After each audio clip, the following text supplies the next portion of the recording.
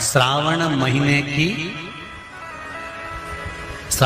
की नवमी तिथि। कौन सी तिथि? नवमी।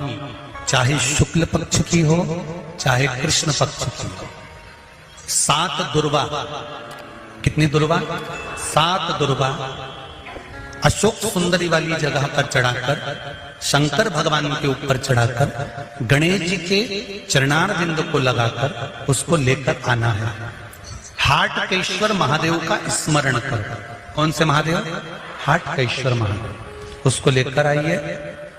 उदर में, पेट में रोग हो, बीमारी हो, बहुत ज्यादा तकलीफ हो रही हो, शरीर के अंतर्गत एसिडिटी रहती हो या पेट के अंतर्गत कोई ना कोई बीमारी बनी ही रहती हो, उसको भादों के महीने में, कौन से महीने में?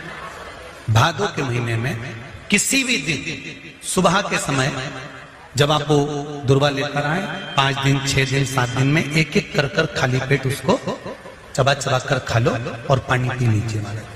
करना पड़ेगा श्रावण महीने में, खाना पड़ेगी भादों में। चतुर्मास में चारों महीनों का बड़ा बड़ा महत्व है। कभी आपको एक स्मरण रहा हो कि जिस नारी के, स्त्री के रजोधर्म से जुड़ी हुई या पुरुष वर्ग में भी कहीं ना कहीं किसी ना किसी रूप में इस उदर से लेकर एड़ी तक के बीच में जो भी तकलीफें होती हैं उससे जुड़ी हुई के लिए भी सावन के महीने में प्रयोग आता है। उसको कर लेने से संपूर्ण जीवन समय में ये नाभि कोश से लेकर एड़ी तक के बीच में कभी तकलीफ कोई नहीं सकती।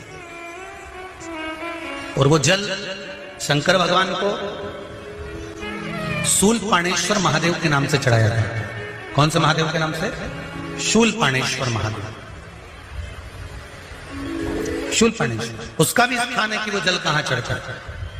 तो पहले तो नवमी तिथि का दुर्वा प्रयोग भगवान शंकर को समर्पित करते हुए, अशोक सुंदरी वाली जगह पर समर्पित करते हुए श्री गणेश जी महाराज को कहकर, आपको याद होगा जिस समय पर श्री गणेश जी महाराज कुबेर जी महाराज के घर में भोजन करने गए थे, सारा अन्न भगवान गणेश जी पा गए थे, तब शंकर भगवान ने दुर्वा भेजी थी। ये दुर्वा जब गणेश जी को भेजी गई थी तो वो औषधि के लिए भेजी गई थी कि गणेश जी ने ज्यादा पा लिया है तो शरीर में रोग ना हो जाए, पेट में कोई रोग ना हो जाए। तब शिव जी ने भेजी थी अशोक सुंदरी के माध्यम से। इस दुर्वा का प्रभाव रोग मुक्ति के लिए किया गया। आज भी नियम है, नवमी तिथि के दिन अगर भगवान नारायण के चरणों में हल्दी और कुंकू दोनों चीजें चढ़ाई जाए तो नारी कभी विधवा होकर नहीं मरती। आज भी लिखा है, अखंडता को पाने के लिए भगवान नारायण के सीधे चरण में हल्दी और उल्टे चरण में हरोली चढ़ाई जाती, कुंकू दोनों चढ़ा। बीमारी डॉक्टर का पीछे ही नहीं छूट रहा हो तो शिव महापुराण, विष्णु पुराण और स्कंद पुराण में जो पुरुषोत्तम कथाओं का वर्णन किया गया है, एक आटे का दिया, उसमें 4 बत्ती, आटे के दिए में 4 बत्ती रखें, तिल्ली का तेल डाल लें, थोड़ा सा उसमें सरसों का तेल डाल लें।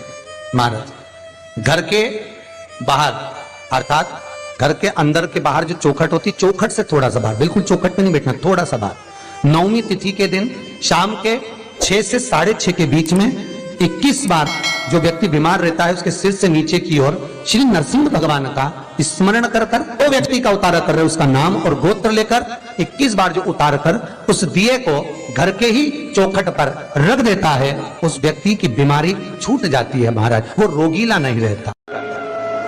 घृत का दिया लगाकर शरीर में जो रोग है उसका स्मरण कर कर, शंकर जी से विनय कर कर, हे भोलेनाथ आपने शुक्र देवता को संजीवनी मंत्र दिया है तो क्या आप मेरे को वो मंत्र प्रदान नहीं करोगे?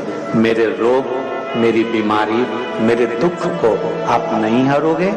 शिव से कहो, ये शरीर आपने दिया है और भजन करने के लिए दिया है, स्मरण करने के लिए दिया है, कीर्तन करने के लिए दिया है, तो संभालोगे भी आप। और बेलपत्री की ओर मुख कर घी का दिया लगाकर महामृत्युंजय मंत्र का स्मरण कर लेने पर धीरे धीरे धीरे धीरे धीरे धीरे वो रोग समाप्ति की ओर आता चले जाता है। भगवान शिव की कथा कर रही है। डाब को, कुसा को 3 जगह पर, पहला द्वार से अंदर प्रवेश करते समय सीधे हाथ पर कहीं पर भी रख सकते। दूसरा, पूजन का जो स्थान, पूजन की जो जगह हो वहां अगर कुसा नहीं रख सको तो कुसा का आसन जरूर रखो। अगर कुसा नहीं रख सकते तो कुसा का आसन जरूर। तीसरा, रसोई घर के अंदर जहां पर परिंदा हो, मटका हो, हंडा हो, उसके आसपास में कहीं थोड़ी भी जगह हो, एक छोटी सी भी कुसा अगर अपन ने रख रखी है तो घर में कभी भी बड़ी बीमारी प्रवेश नहीं कर सकती। एक कुसा भी अगर हमने रखी है, एक डाब भी हमने रखी है, हम तो यहां तक कहेंगे, शिव महापुराण की इस पवित्र कथा में आप लोगों से कहना चाहेंगे,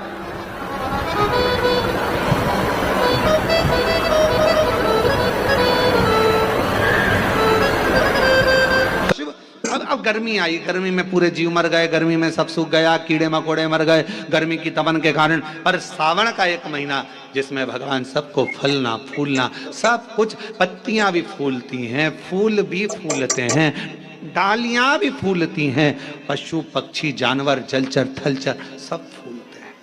श्रावण का शिव को प्रिय है।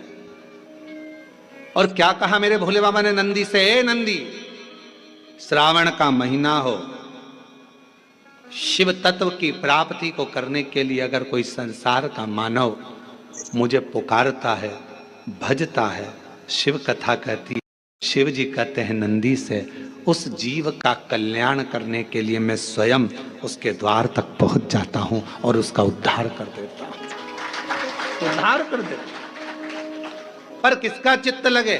सावन में भी कई लोग